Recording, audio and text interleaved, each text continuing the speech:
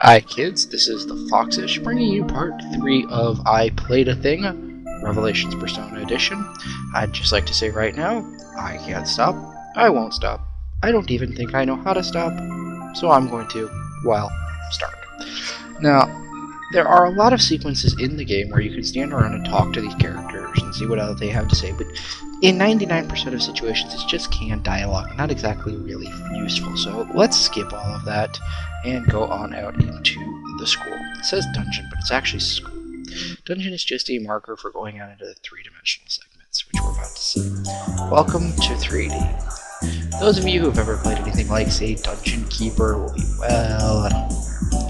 Now, the first thing we need to do in the school is actually set off an event, which I'm not sure in particular where it is, so we're going to kind of guess for a second. Wait. Setting it off in the wrong order. The first thing you absolutely must do is go here. No. Here. Go back to the teacher's lounge.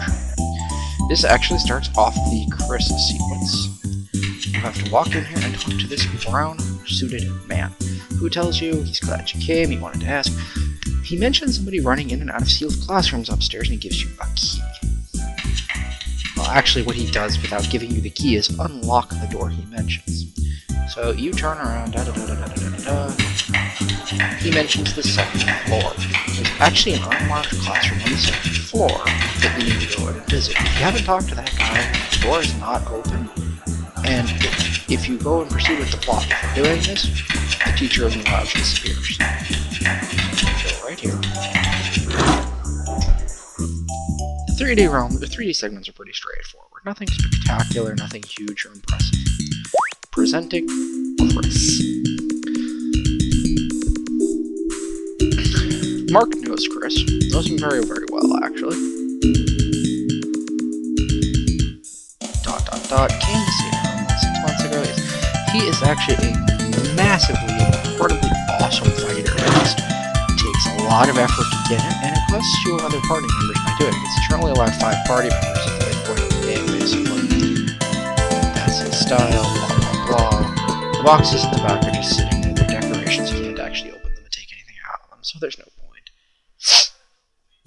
Okay. There is another task that's actually worth doing while you're here. There's a stash of equipment. Oh, sorry. I didn't intend to go into that room, and I kind of apologize.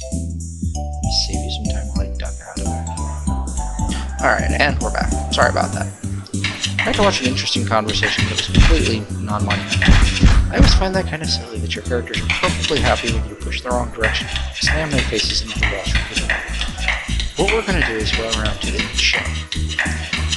Now, this is a Japanese school, and the game refuses to actually say it is. And Japanese schools are very, very, very big on extracurricular activities. It's actually one of the ways to think it is. It's that corner, not that corner. So, out by the gym are the extracurricular clubs.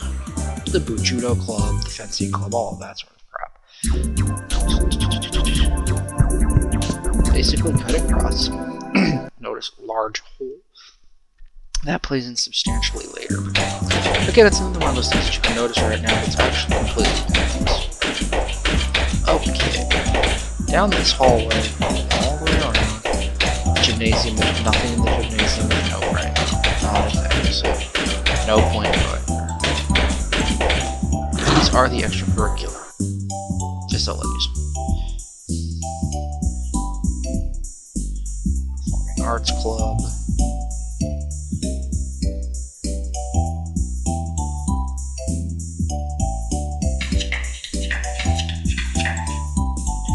It looks like an item box, it's not. Not every one of these rooms has anything of value, but what you can find in here is some useful starting equipment. Since your characters start off completely empty-handed, they're college students, not barbarians in the wastelands. I apologize. There's supposed to be inventory here, but it's not here. It must not appear until later in the game.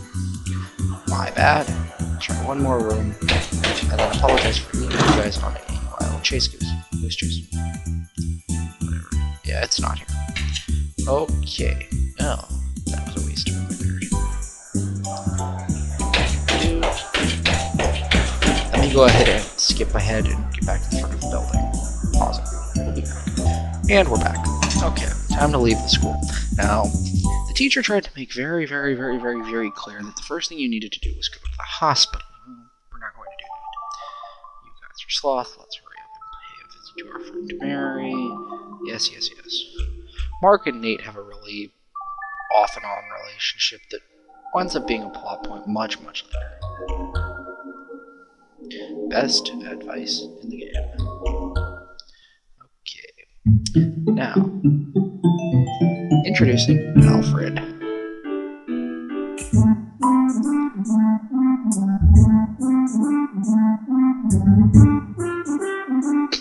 A pretty sight. Truer words, etc.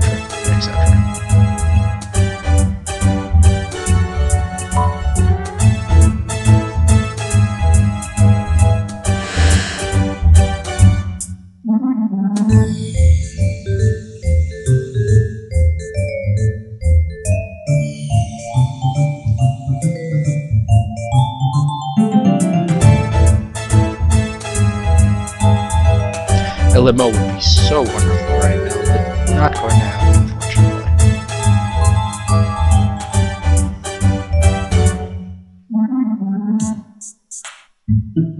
Yuki laughed. Mark that on your calendars as something that doesn't happen very often. Okay. Moving on forward. Welcome to the overworld map, St. Hermelin. What we are actually going to do first is go to the Joy Street Mall. Now, I'm going to show you a little bit of wandering around here, but mostly I'm going to spare you a lot of the overhead roaming simply because in this particular segment, it's not very interesting and not particularly involving. So, what I'm going to do is pause the recording rather, while I go to the Joy Street Mall, which is just to the northwest of here. Actually, whatever. Pausing, I'll be back in a moment. Alright, here we are at the Joy Street Mall. Our target here is the convenience store of choice, the Yin Yang.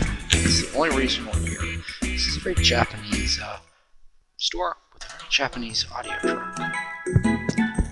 This is our target, Chris's mother.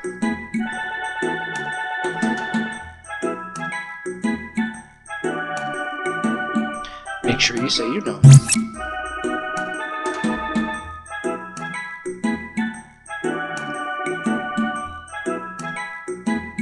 And when asked, say you'll be his friend. Now, as soon as you're done with that conversation, you absolutely have to walk away. If you talk to her again, she'll wonder why you haven't done it yet. Subscreen, sorry about that. No point in showing you that at this point. You don't have anything or any money. So that's the only reason we came up to this mall, so I'm going to go ahead and pause the recording again and get us down to the hospital. Be right back. Well, after much walking and after much finding out that I've completely botched getting Chris, we're going to have to accept one of the other sub-characters. I unfortunately did some of the events out of order, so I'm going to have to give up on him and accept one of the other three. Not a big deal, I can survive. We're at the hospital. Let's go inside. Stop in, have a visit, talk with our good friend.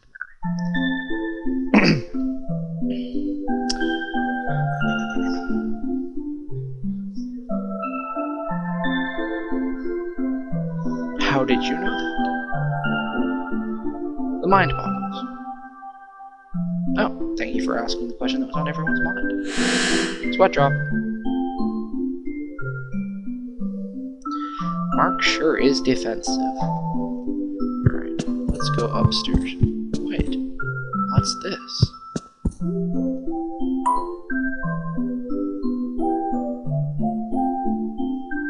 You can't tell Nate anyway, so there's no point in bothering. Alright. There is nothing of note in the hospital anywhere else.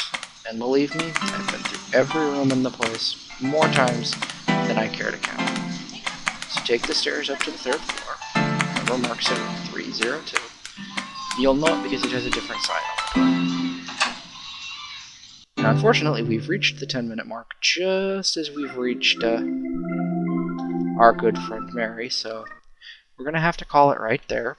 I'll be back in just a bit with part 3 of Revelations Persona. I Played a Thing, while we delve into the twisted psyche of an insane girl named Mary. See you then.